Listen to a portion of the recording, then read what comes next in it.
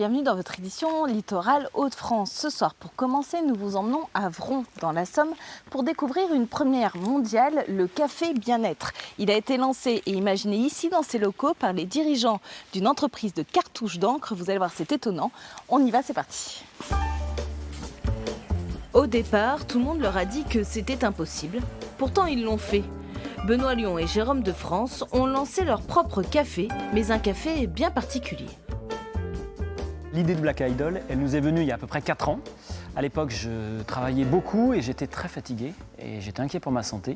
Je suis allé voir mon médecin généraliste à qui j'ai demandé quelle est la meilleure molécule pour mon corps. J'ai peur d'avoir un infarctus avant 50 ans.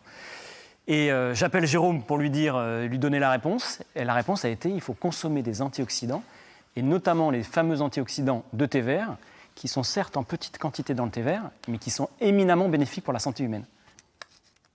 Il leur a fallu 4 années de recherche et développement et des centaines d'essais avant de tenir ces capsules dans leurs mains.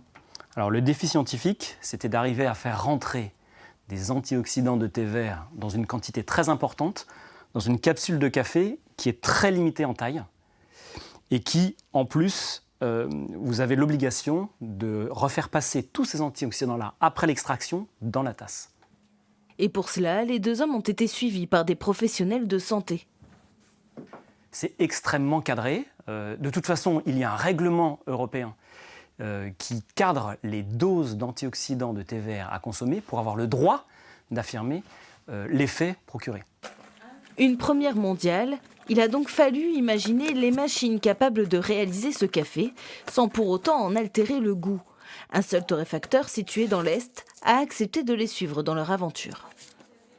Alors pendant 2 ans et demi, il a dû adapter sur des machines qui existaient, un système permettant d'injecter les antioxydants dans les capsules. Ça, c'était extrêmement complexe.